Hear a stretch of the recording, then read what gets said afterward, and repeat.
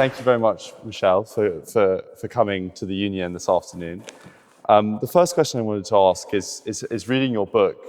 What I'm really struck with it's a good book, huh? Very good book. I'd recommend it to all members. Sure. Is how you manage to is how you manage to represent 27 different member states and have such a unified response to Brexit, in contrast to our one country, which was torn apart by division. And so on a sort of question of leadership, how did you manage to keep the EU together on these questions? Okay. First of all, thank you very much for your invitation, Mr. President. I'm very honored. It is a privilege for me to be invited by the Oxford Union, which has had a long time ago Boris Johnson as the president too. We don't talk about that much. He was not the only one, but he was one of them. And thank you very much for your attention and your presence. I'm sorry sometimes if some key words in English are missing for me, but thank you for your comprehension. The unity of the 27 was a key challenge for me for the day one. For the reason you mentioned, because we are not a federal state. And to be clear, despite what I listen and I read sometimes in the British newspaper, we don't want to be a federal state. There is not a single European people. There is not a single European Union, nation. There is not a single European state. We are 27 people, 27 nations. And each of them want to be respected. Each of them want to keep like a national identity and also its difference. This is the reason why, let me just mention this point, which is retrospectively important for the UK. This is why the EU is so complex. Because we don't want to be a federal state. It is, and it will remain complex to make 27 nations, which each of them its own national identity, working together. It cannot be simple. If it is simple, it is uniform. And we are working for the unity of the 27, not the uniformity. It's not the same thing. So, for the very beginning, facing such a earthquake, the Brexit was a kind of electroshock, a huge electroshock. The first time that a member state wanted to leave, it was a sovereign choice of the UK. We have regretted this choice, but we have respected it every time. But it was a kind of earthquake, a real electroshock. The unity of the 27 was not given by chance. It was not so spontaneous. So my goal was to, as an EU negotiator for the three institutions, first time, I have the honor to negotiate in the name of the Commission, where all the technical tools were, the management of all the policy of the EU, the European Commission, as a member of this Commission, in the name of the Parliament, in the name of the 27 member states and the governments. My goal was to maintain all these people together.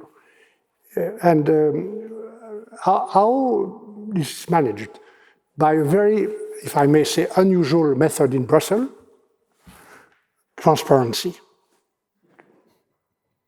We decided, with the support of the President of the Commission, Jean-Claude Juncker, strong support, we decided to say everything of the negotiation, every element of the negotiation, every day or every week, to everybody, on every subject, in the same time. And it was a way for me to work during 4 years and a half. To be clear, the 27 member states decided to have a specific group of negotiation composed of 27 Brexit delegates, one by country. The Parliament did the same, a specific group with all the a specific commission with all the groups, and my deputy, two key women, very strong women, or myself, we went in front of this group every week, saying everything to everybody on the negotiation. And after a few months, each and every prime minister of the EU in the 27 looked at it. It was a reality. And it's the reason why they trust me. It was a risk. But the other risk in such a serious negotiation was the leaks. And to be frank, I prefer transparency to the leaks. So, saying everything to everybody. Number two, thanks to the invitation of the President of the European Council, Donald Tusk, and Jean-Claude Juncker, the President of the Commission. Thanks to them, I was invited at each meeting of the European Council with the 27 members, head of states, which was totally unusual. Huh? Okay, I was seated at the table with Jean-Claude Juncker, and I made the point on Brexit thanks to the two presidents. And number three, for this negotiation not to be secret and to be transparent, I went once per week in one capital of the 27, meeting the Prime Minister in his office, the key minister, finance, foreign affairs, meeting the national parliament in a public hearing, meeting the press, meeting the trade unions, and meeting the business community. One visit per week. And these are the three key reasons for the unity of the 27 until the end. If I may add, thanks, sorry for this long answer, but I think it's important, it's the key. The other reason is that in such a negotiation for the Brexit and after for the new relation with UK, trade relations, we were obliged to the unanimity. We were obliged to be 27 on board, to agree. That means that the temptation of the UK to divide us was losing time. They tried all along the process to divide us. It was losing time. Because at the end, if we have been divided, there will be no agreement. So we were obliged to be unanimous. That means that each concern for one country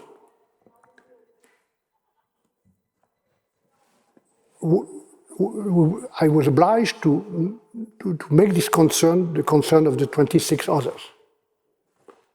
It was obviously the case for Ireland and the peace in Ireland, which is the very, very main concern. The 26 others supported Ireland every time, all along the process. It was the case for the fishery country, 8 of them, including France or Ireland or Belgium or Netherlands, Denmark. It was the case for Spain with Gibraltar. It was the case for Cyprus. You have 2 sovereign bases, military British sovereign bases in Cyprus, in the middle of Cyprus, the middle of the EU. So we need to take on board this concern. And once again, the last reason of the unity was the fact that we succeed. I don't see I succeed, but because I work with an incredible team. We succeed to share each national concern with the others. I hope I was clear. Thank you. And you in the book, you praise, or recently you've praised Rishi Sunak for the Windsor framework, which you say is, demonstrative of goodwill. What about previous UK prime ministers do you think showed a lack of goodwill in terms of their approach to negotiation? The lack of goodwill is the minimum. Is much more than the lack of goodwill when you sign a treaty, an international treaty, and you don't respect it. is much more than the lack of goodwill. When you are at the head of a great country, and UK is a great country, and I have a lot of respect for your country, for this country for a long time, can just open to recall you that my very first vote when I was 21, a long time ago, at that time in France we vote at 21, not 18, was to campaign and to vote yes to the accession of the UK. Because we had at that time a referendum in France for Ireland, UK, Denmark, and Norway, 4 countries. And we had the President of France, Mr. Pompidou, organized a referendum. And for the very first time, I was a member of the Gaullist Party. And despite the fact that I was a member of the Gaullist Party, I campaigned for the yes, for the accession. I never regret this. So the country is a great country. The reason why I did not understand, and I still do not understand why, and how the Prime Minister of a so great country decided not to respect his own signature to the treaty signed by him, negotiated word by word, sentence by sentence, comma by comma, by Mr. Johnson and his team, David Frost. And a few weeks after, he decided unilaterally to withdraw his signature and to put in place a kind of unilateral single market bill to tell us that he don't want to respect its signature. It was impossible. Huh? And I'm very, I repeat that I praise, and I just mentioned that Mr. Sunak decided to have a much goodwill, in fact, as we had. The reason why, with 2 years late, we succeed to put in place what we call the Windsor Agreement to instrumentalize or to implement the implementation of the agreement of the protocol on Ireland. Because this protocol, signed by Mr. Johnson, needed to be implemented in the details. So we knew at that time that we need a few months to go in the details. But it was not 3 months, it was 3 years. 3 years. So thanks to Mr. Sunak, we filed an agreement, and now I think that if this agreement of Windsor is respected, and I think it will be respected by both sides, we can speak and work on the future and not on the past. Huh? And do you think that either your side in the negotiations was sort of too tough? You've spoken about Brexit as a lose-lose situation, but do you think that that's one of the factors in encouraging people like Boris Johnson to sort of feel that they had to back away from agreements because that they were a sign of humiliation for Britain? There's no room for any kind of humiliation. Huh? The UK decided by its own to leave. Once again, I regret this choice. I do not understand yet, still now, the choice of the UK, but it was the sovereign choice of the UK, and we decided to implement the choice. And if you look at what I said, what I was, what I showed during the 4 years and a half, no risk of revenge, no spirit of revenge, no spirit of any punition, never. I tried to, it was not so difficult for me because I'm a mountainer. Huh? I came from the French mountains, to be calm and respectful. Huh? But I decided as a line of negotiation to be every day, every minute, respectful, calm, to show no emotion and no passion. Huh? Even when I face a campaign in the new British newspaper, so many campaigns. The last one campaign I faced in the Daily Mirror, you know the Daily Mirror, was to accuse me to be the patient zero, comment dit-on, for the COVID, and to have given the COVID to Mr. Johnson. Huh? Because we had the COVID at the same time. Huh? I said to him, Mr. Johnson, it could be the contrary sometimes. But But I decided to be always calm and respectful, always. And I can tell you, and frankly speaking, there is never any kind of spirit of revenge, never. Because all the member states and the majority of the people have regretted the Brexit. So they decided to deliver the Brexit, but without any kind of punishment. Simply the fact that the key point was for me to explain every day that there will be any kind of room for any kind of cherry picking in the single market. Never, no way. The single market had and will have to be respected by any member state and any third country. Yeah, Brexit was a sovereign agreement. You've said that you don't understand. I don't really understand it either. Do you believe that, people, obviously Theresa May was a Remainer. Do you think that Boris Johnson did have confidence in Brexit, or do you think when you're dealing with him that he used it just as a sort of political tool, like so many people have accused him of? The point is to know how you can conciliate for member state or outside the EU, how you can conciliate the Brexit, leaving the single market, leaving the custom union, leaving the union,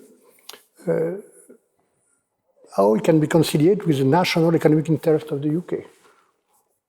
I don't think it's possible. So, if you ask me as a French politician, what could happen if you leave the EU, I think I can tell you as a French, for France, I can be more clear that it would be the contrary of our national interest to be outside of the single market today in the global world. And let me recall that the UK was not obliged to leave everything. The choice of Mr. Johnson and before him of Theresa May was a hard Brexit, leaving everything, leaving the union, leaving the single market, leaving the custom union. Your country was not obliged to leave everything. Norway is a member, active member of the single market, is not in the union. No? So it was not an obligation, it was a choice. And if I may say, I thought that it was a choice driven much more by ideology than by the traditional pragmatism of the UK. And moving forwards past Brexit, we've seen since Mr. Sunak's government took office a move away from the sort of global Britain rhetoric that we'd seen quite a lot in foreign policy. Do you think that will spell closer diplomatic relations between the UK and the EU? And how more generally does the EU see the UK as a diplomatic player? Not only as a diplomatic player, your country remains a great country. As far as the financial services are concerned, even if the city is no longer inside the single market, which is a weakness for the city, military player, diplomatic player, economic player, the UK is still. So there's a reason why we need to have a strong cooperation for the future. Let me just come back on one word used, global Britain. To be frank, I never understand what prevents UK to be a global Britain. Never. Inside the EU. Nobody prevents Germany to be a global Germany. Germany is a member from the very beginning, the EU, founding country, the single currency, a very active player in the single market, and Germany is a global Germany.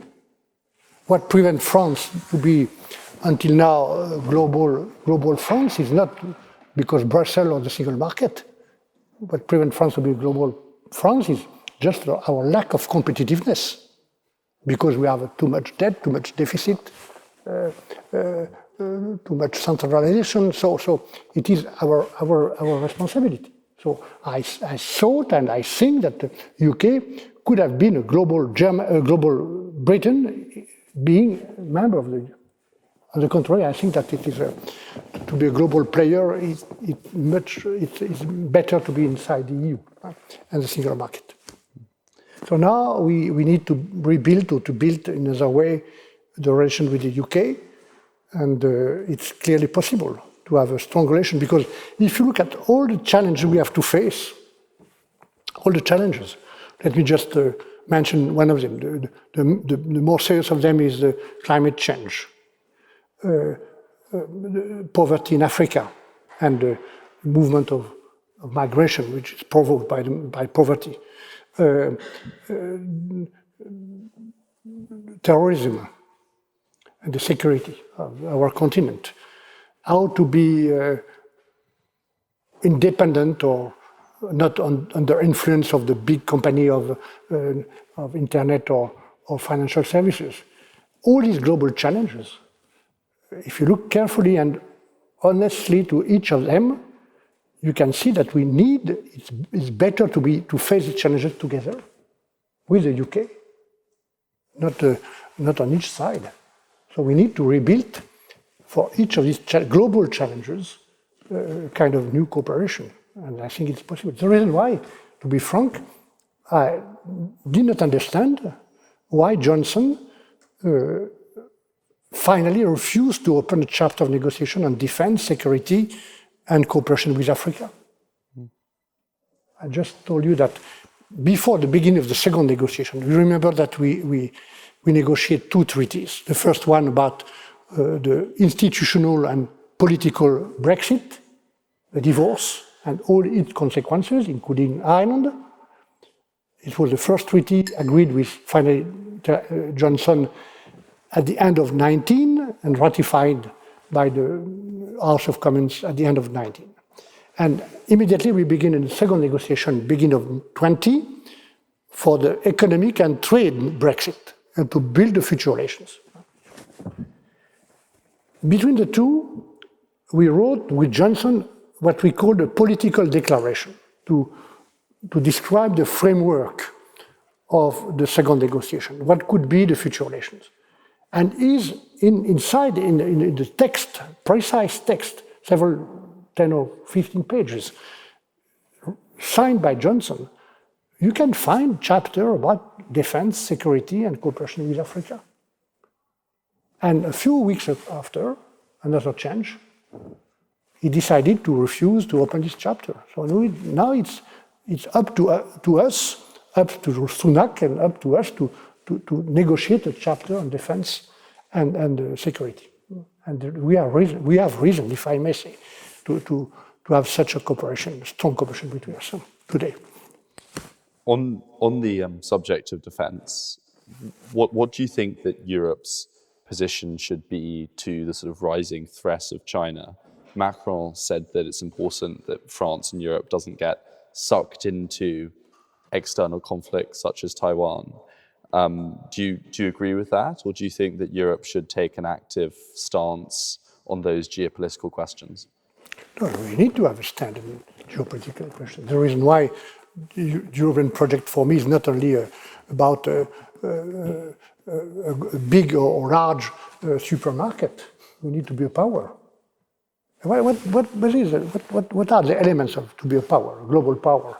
An economy, a currency, foreign policy, and defense policy. So we are not there yet. But we are young. The European project is a young project. So we have to look at the future, and in the future we need to consolidate the single market, to consolidate the single currency, and to build a strong foreign policy, respecting each country, and to build a defense, a policy of defense. So it is the goal for the next. As far as defense is concerned, it needs to be good intelligence with the NATO. So what I can agree, not for the exact words and not on the time or the moment of this declaration of President Macron, I can agree with him the fact that we are allies with the United States. No ambiguity in the fact that we belong to the same camp for freedom and democracy, but alliance is not allegiance. But you'd be committed to staying in NATO, and that are you worried about sort of isolationist moves within America to sort of pull out of NATO because of a fear that Europe isn't contributing enough spending-wise? not the reason why we need to have a strong defense European policy. But Mr. Macron said a few days in Bratislava, he's right. It's the interest of NATO to have a strong Europe as far as defense is concerned. It's not yet the case, but I hope, unfortunately because of the war in Ukraine, that everybody needs to understand that we need to build a common capacity in defense and to avoid the kind of duplication. If you look benchmark between the US and EU for each type of arms, each type of tank, each type of plane, you can see the incredible duplication. For the moment, for example, you have 6 European countries launching a program of frigate in parallel.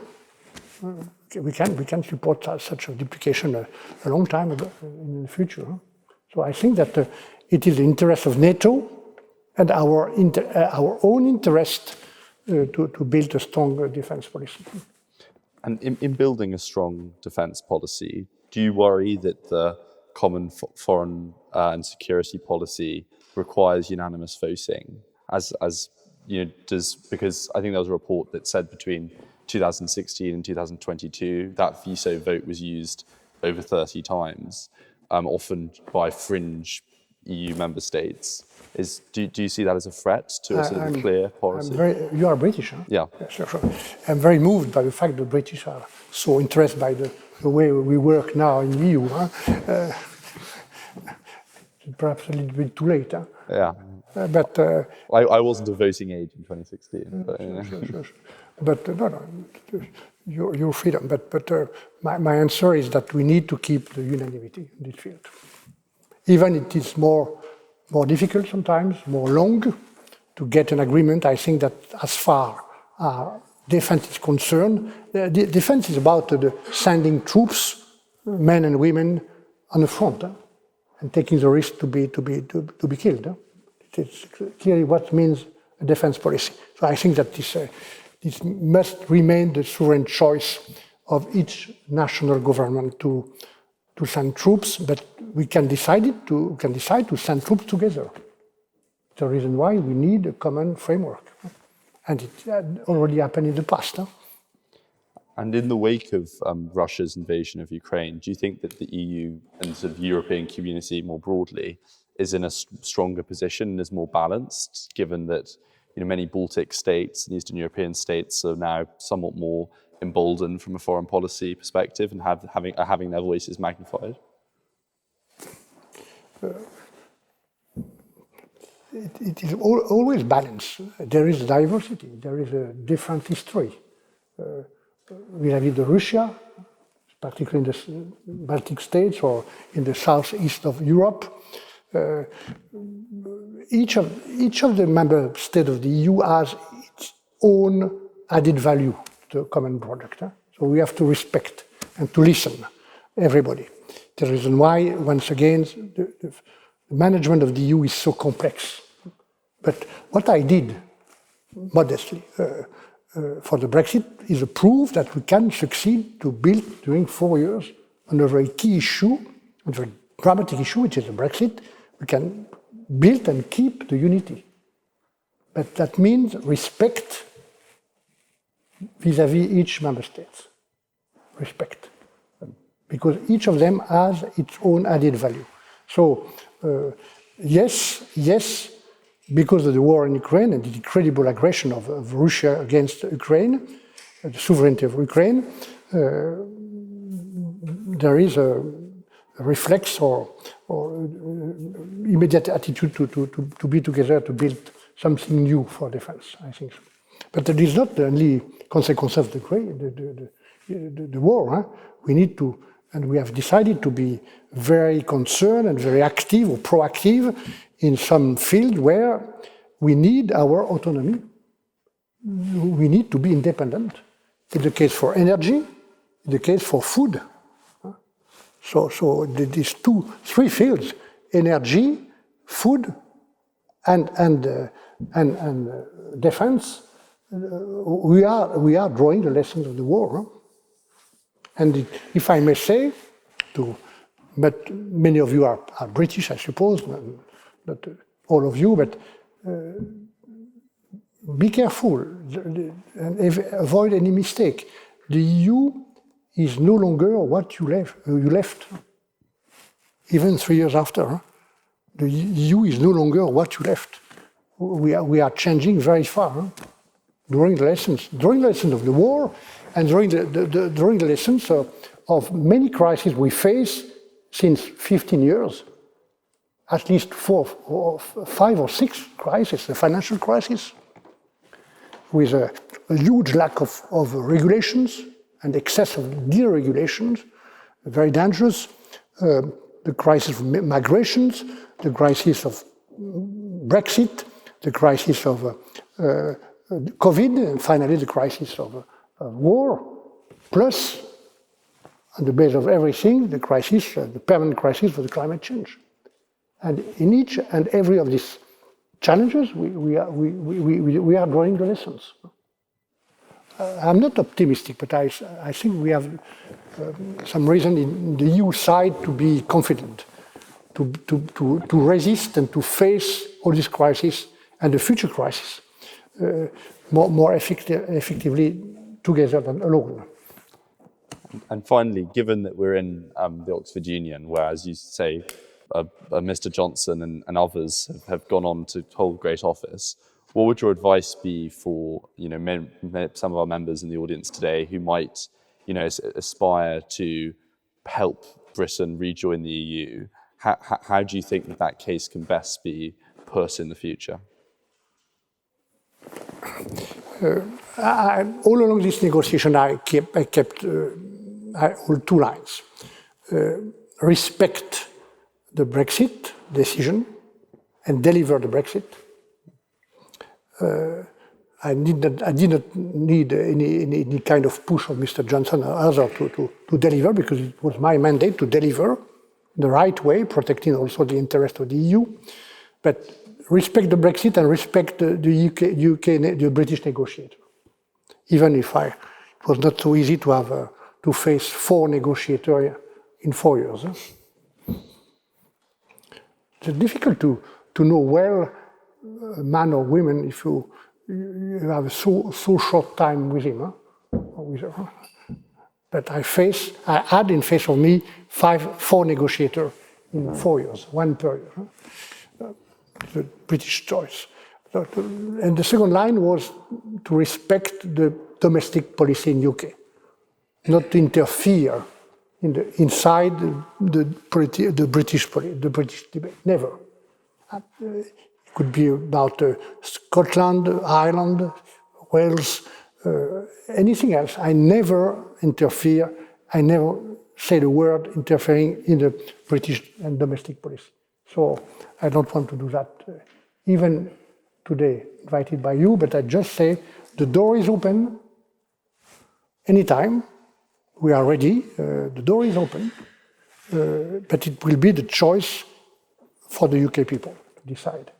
The only point I want to mention is that the rules will not change. The rules, the condition to access to the EU. That means that if you join the EU, you have to respect the ecosystem and the corpus of rules. And the UK know quite well this rule because they have built this rule with us. They have built all the rules of the single market with us, with a high degree of influence in the system, I can tell you. And they lost this influence now, clearly, because they left, but they knew the rules. So the rules will remain the same. It's up to the UK to decide, not for us. Right, well, thank you very much. And now I think let's move on to questions from the audience. Yes, remember that. Do we have a microphone? Charlotte, could you? Lily. Sorry, just wait a second. We'll get the microphone over.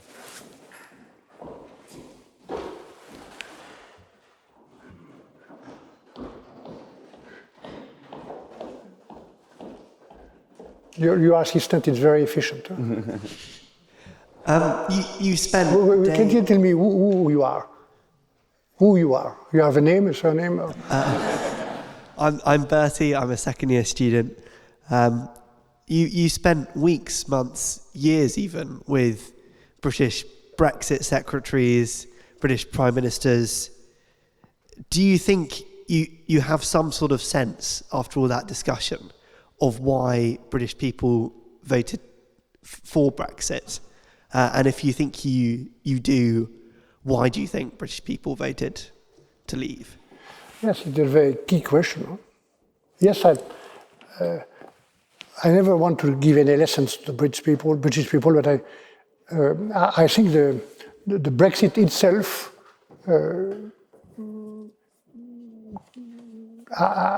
must have for us lessons, because the Brexit did not happen by chance. Huh? It was, and I try all along the beginning of the negotiation to listen to everybody, even Mr. Farage. I had a very stimulating meeting with Farage at his request. And if you look at this book, which is once again a very good book, which is a diary, I wrote this book every day or every night during 4 years. So it's the reality of the negotiation. The first chapter is called A Warning. A warning. Not for you, not for the UK, it's too late, but for us, it's not too late.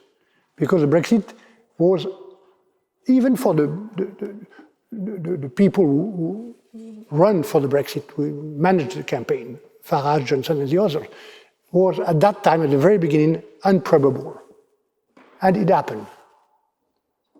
It happened. So I just say, be careful in European side, that some thing or some situation seems to be improbable could happen in my country or in the other country. So I try to understand why 52% of the British people vote against the EU and take such a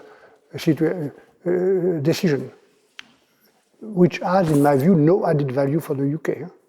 At least no added value. So I saw some leaders who know quite well your union here in Oxford. Some leaders, some of them are nationalists, Mr. Farage, sovereignist, Mr. Johnson. Stop here.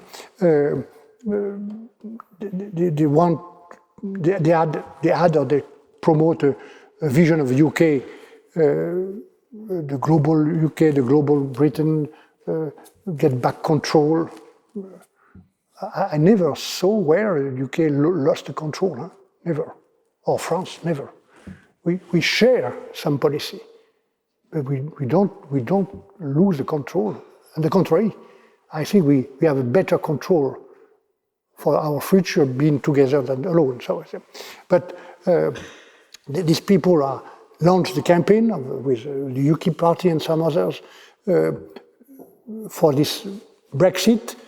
They were supported by some people of the city, and more than, and on the top of that, this group of elite used the popular anger in the country, and used this popular anger, this popular sentiment against Brussels. So, and so we have to be very careful in the European side, not to confuse the populist feeling with the populism. Huh? It's not the same thing.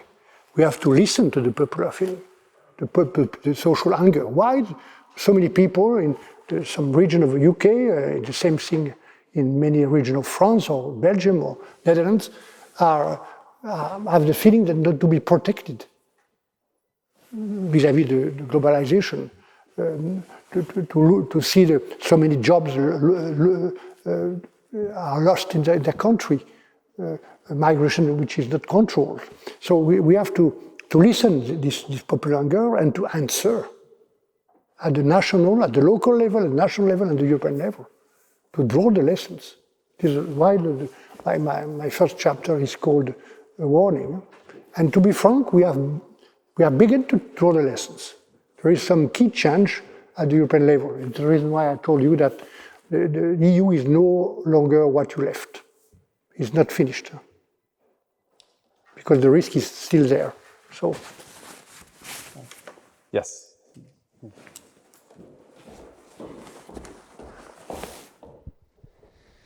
Hello, my name is Benoit. My question is, we had a Trump moment in the US, we had a Johnson moment in the UK that you had to deal with. For various political reasons, we may be very likely to have a Le Pen moment in France, unfortunately. How likely do you think it is? And if it does happen, what do you think it would mean for the future of the EU, from your perspective? No, your question is linked to the previous one. Huh? Very much. Something which is improbable could happen in France. I am speaking of the election of Mrs. Le Pen as a president of France, so we have to be careful.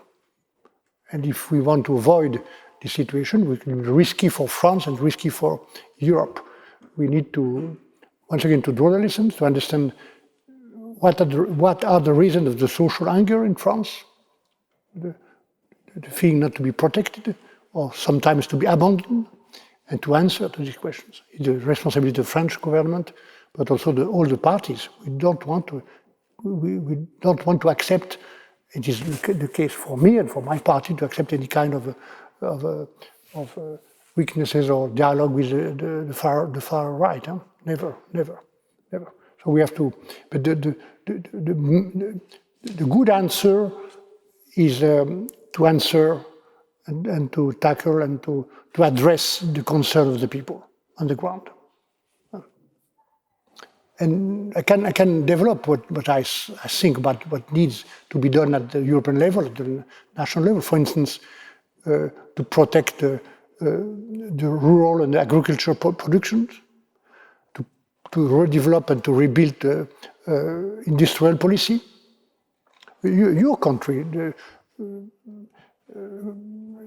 UK, as France, had abandoned a large part of the industry in the past, at the profit and the benefits of the services. It was not the case in Germany, it's not the case in Sweden, it's not the case in Italy, but it's the case in UK and France. So we have the same roots of social anger. We need to rebuild a European capacity of production, not to be only a territory of services, to be a territory of production for agriculture, for food, and for industry also, and the new technologies as far. So we need to protect our borders, the external borders. We need to be less naive in our trade relations with the UK or China or the US or China or the US or the other countries. So, and we have begun to draw the lessons. There is some change in Brussels, fortunately. So. Yes, the member just there.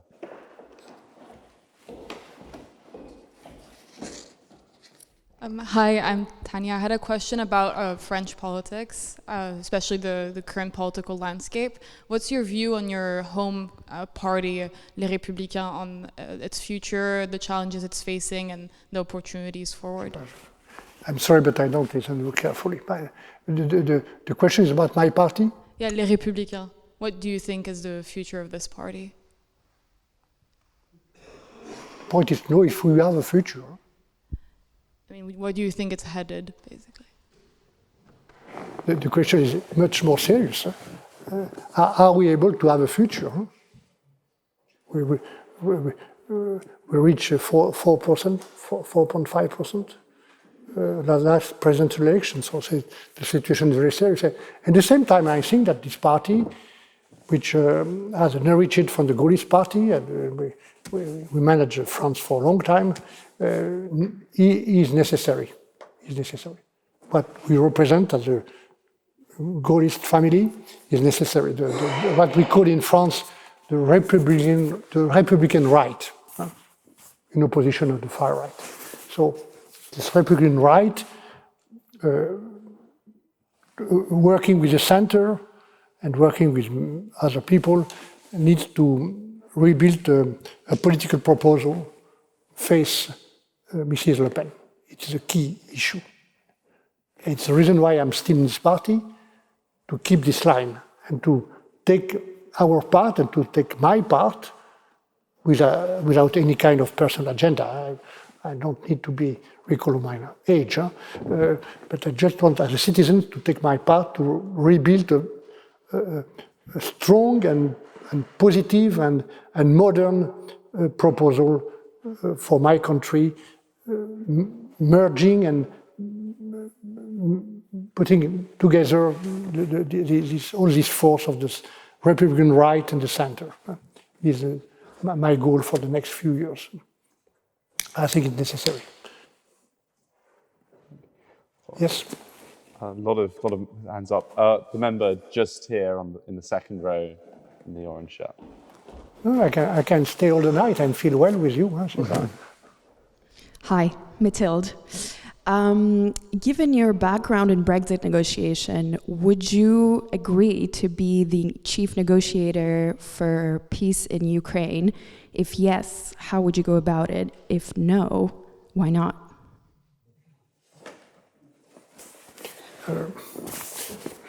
It's not easy to put the question on a personal base. Huh? I mean, chief EU negotiator for peace in Ukraine, as EU obviously I'm always has a ready stake in it. I'm always ready, available to be useful, always, and to use my experience. I can give some advice, but not for me to answer to the personal question. But I think that if you speak about Ukraine, which is clearly a European country, and what the Ukrainians are doing now, at the risk of their life, is to defend our values, not only their sovereignty, but our values. So we need, first of all, to support them to win, and for this war to be stopped. And at that time, it will be time to make two things. One is to rebuild the security architecture of the European continent, with all the stakeholders, all the members, all the countries interested by this security stability. And the second issue will be what you mentioned, which is the accession process for the Ukraine to EU, to the EU. So it could be a paradox to have been a negotiator for a divorce and to take part, to advise for a process which will be the contrary. I think it's better to be in a positive scenario, which is the accession of a new country, than a divorce. Yes, the member just here.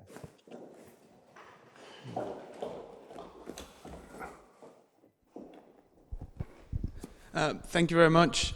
I have a question. As you will know, the European parliamentary elections are scheduled for June next year. These across the continent have a historically low turnout, and I'm wondering what you would say is the solution to this problem, to get more turnout, and also whether this is I don't understand. You are speaking about the European elections? Yeah, the European parliamentary elections of June next year. June next year, it's okay. These have historically low turnout across the Union, and whether there is a solution to the problem of social anger in member states in the EU becoming more representative, and how that would be done. Thank you. How do you evaluate the social anger I mentioned? Is clearly some protests sometimes, demonstration, but also through the elections. What happened in UK with the Brexit, and what could happen even in France when you saw that Michel Le Pen reach 44% of the voters, 44%. So we have to be careful. So I think that we will face the risk next year that there is a push of the extremist party everywhere. But thanks to the lessons we have drawn, thanks to the new policy we have shown for industry, for new technologies, for defense, for control of borders, I think it will be possible for the European parties to win, including my party, which is the EPP, the European People's Party, the party of the center-right. I think we are able to win the next elections. Wait. Yes. The question. Yes. Yes. To the member just there, in the navy sweatshirt in the second. Hi, thank you. So you spoke about Ukraine's accession, and I wanted to ask about perhaps a more immediate round of enlargement with the West. J'arrive pas à comprendre. I want to ask about the enlargement question involving the Western Balkans, especially Albania, North Macedonia. Do you think this is A, politically feasible in the short run, and B, is the Union institutionally ready, or are the treaties ready for a further round of accession? Sorry, but I need to understand your question, because the European project began 60 years ago in 50 and 57 with the Treaty of Rome, is built for the European countries. And I think that the Balkan countries, as well as Moldavia and Ukraine are European countries. So it's right to give them the perspective to be a member of the Union. No? But the European Union is not a club. Huh? You cannot enter or cannot leave as you enter or leave a club. Huh? It's a long process, and you need to take the time and to be prepared on both sides, and you need to respect the rules. Huh? It was the reason why the Brexit was so complex.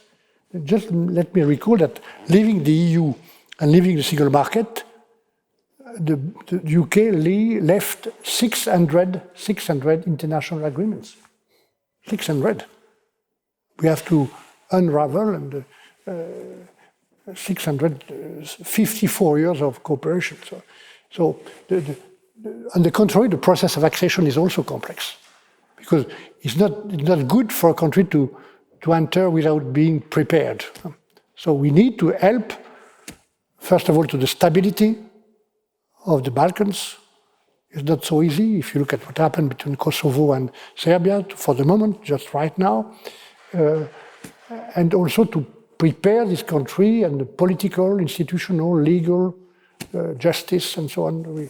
So we are engaged to prepare this country to access, and I think it would be the right size of EU to include the European countries in the same process of peace, democracy, and progress, and economic progress. Yes. Yes, just. Hi, I'm Matt. I want to ask a question about trade. So recently around the EU, there have been discussions about whether to change or to alter the GSP Plus trade agreement. And I wanted to ask if you feel that it needs to be reformed, and if it does need to be reformed, how would you go about reforming the scheme?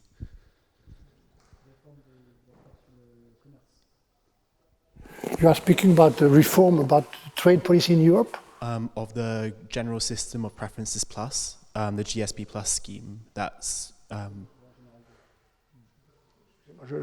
I need to understand the question, because I want to give you the right answer. Huh? If I say so, I don't understand. We're just speaking about the trade policy in the EU. This is trade policy between the EU and the GSP Plus scheme is with, I believe, Mongolia, Uzbekistan, Kyrgyzstan, Armenia, and some of the poorest countries in the world. There's been discussion recently about changing the scheme so that to change some of the regulations within the scheme. And I was wondering what your opinions are on supposed changes to the scheme, and if you were to suggest your own changes, how would you go about them? if I'm not able to answer the question, I prefer to say Adam to Temple. I don't understand why we are speaking about change of the trade policy vis-à-vis certain country of the southeast of Europe. No, this is so the GSP Plus scheme is with some of the poorest countries in the world. It is a scheme which allows those countries 66% of their export goods to be exported to the EU without any tariffs. But in the EU recently, there's been some discussion about changing the policy boundaries within that scheme. And I wanted to ask your opinion about that. I'm not sure to be able to give you an answer. We have negotiated for the last 60 years around 50 trade agreements with many countries in the world, and we are negotiate recently a good trade agreement with Canada, with Japan. We are in negotiation with some other key countries, Pacific or India and so on. But each of these agreements has its own specificity. Huh? It also depends of the will of both sides, depends of what we can do as far as the norms and standards are concerned. Some of them are free tariff agreements, the case with the UK, for instance. But I'm not able to give you a competent answer on the content of some negotiation. I'm no longer in the Commission, so I know for 2 years. I've been 2 times Commissioner, but I'm no longer in the Commission, so I'm not able to give you a competent answer about what is the content today of this negotiation with this country. So I prefer not to elaborate. But if I may suggest a point, coming back to Brexit, which is a very specific trade agreement, let me just recall that it was the very first time in our history, in our trade history, that we negotiate a trade agreement with a third country, not to delete the barriers, but to rebuild the barriers. This is the result of Brexit. For each and every trade agreement in the past, and even as we mentioned, we try to facilitate the trade and the exchanges by harmonizing the norms, the standards, sometimes cutting all the rights and the quotas, and to facilitate trades and to delete some barriers. In the case of the UK, we have rebuilt the barriers today. The reason why is that your country face so many difficulties, because inside the EU there is no barriers. Inside the EU there is a total freedom for goods, movement of goods, capital, services, and people. This is the key reality of the single market. And there is no way to escape to this if you are inside. So what we were obliged to do with the UK was leaving the EU and leaving the single market to rebuild the barriers and the controls and the checks everywhere. Huh? It was the paradox of the negotiation. Huh? I think we have time for one more question. The member just there. Please. Hi, thank you very much. I was wondering if you would be able to elaborate a little bit on how, as a negotiator, you thought about the question in Ireland and Northern Ireland at once as an issue that concerns a huge number of European citizens, and indeed a long-standing and very painful issue, but also as a sort of strategic point as a negotiator.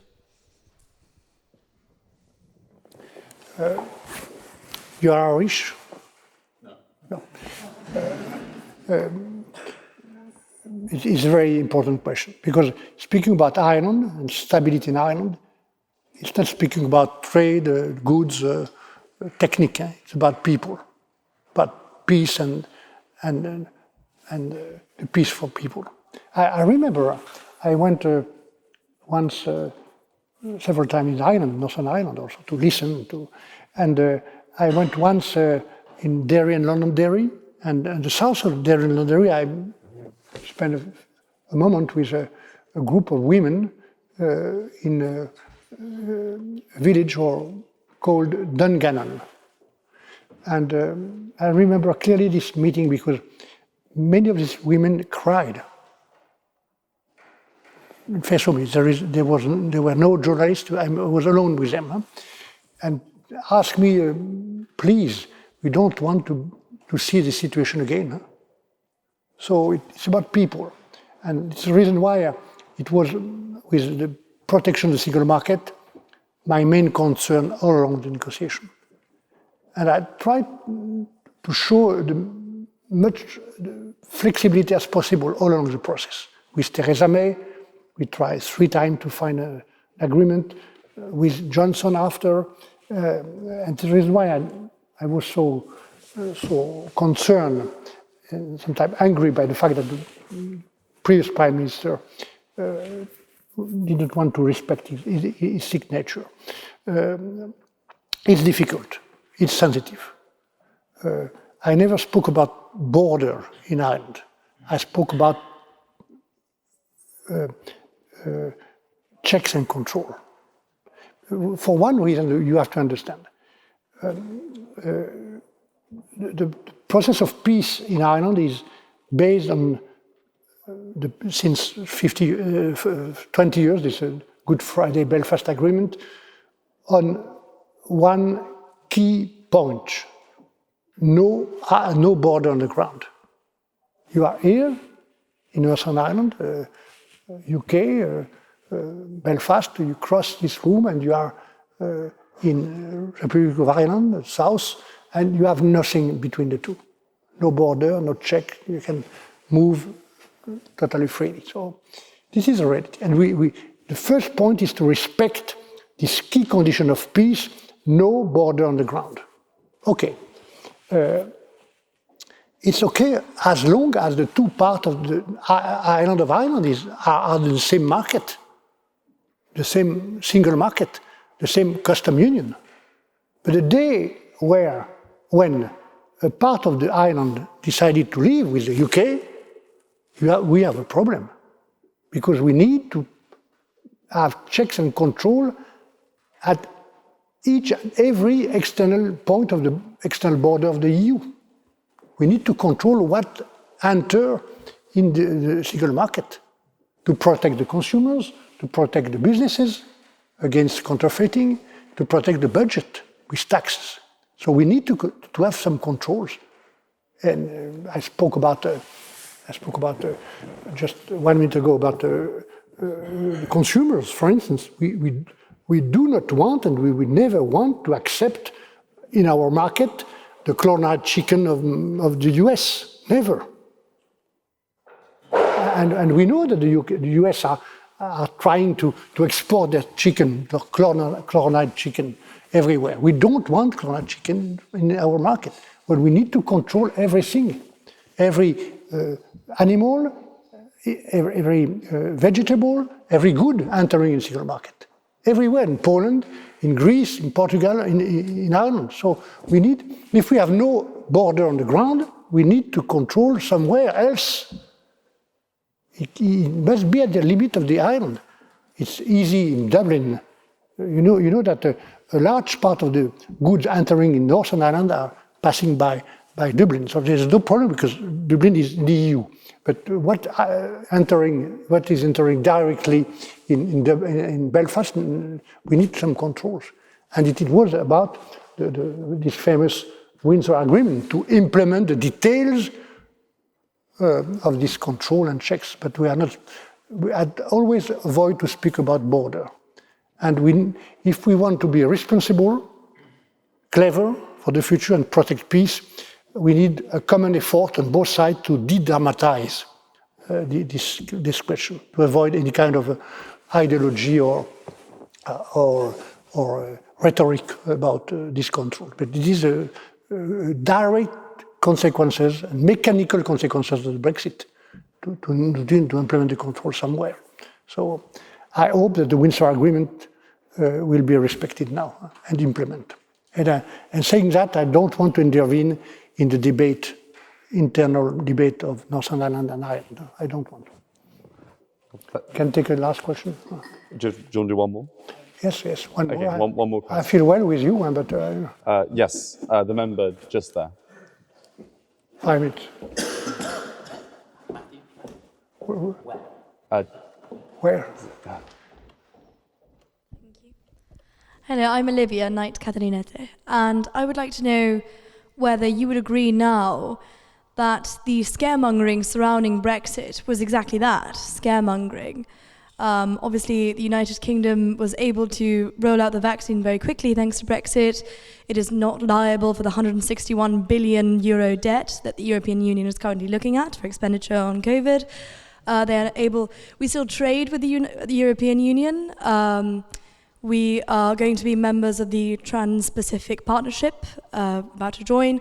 We have military deals with Australia, which wouldn't be possible without Brexit, deals that the French lost out on, like AUKUS.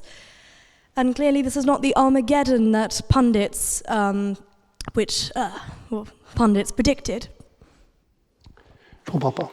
I'm sorry, but I think there is a kind of sound. Yeah, the echo. Sorry, I think the question was whether you agree that some of the Remain campaign in 2016 was scaremongering because Britain has, despite leaving the EU, had a successful vaccine rollout, is in the partnership AUKUS with Australia and US and various other achievements, or whether you think that the Remain campaign was scaremongering, or do you think that Britain is actually genuinely in a worse place? Oh, no, I listen and I know all these arguments of the Brexiters trying every day to give the proof that they were right.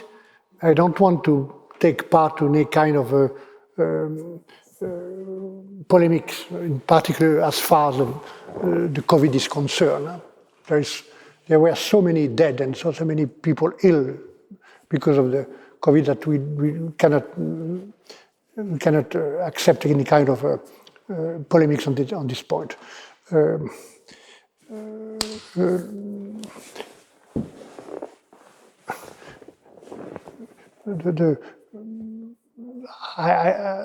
think that leaving the EU, leaving the single market, in any case, it's more difficult for the UK to be alone, what I think.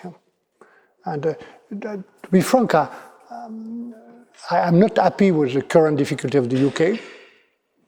France face also many social difficulties, so nobody can give any lessons to the others. It's clear from here. So we have no lessons to give, in particular in France, to the others. And I don't want to give any lessons. No, I'm not happy. Nobody can be happy by the difficulty of the neighbors and the others. Number two, all the current difficulties of the UK are not linked to the Brexit. There are other reasons, linked to the national politics of the Tory and so on. But not all the difficulties are linked to the Brexit. But what I'm sure of is that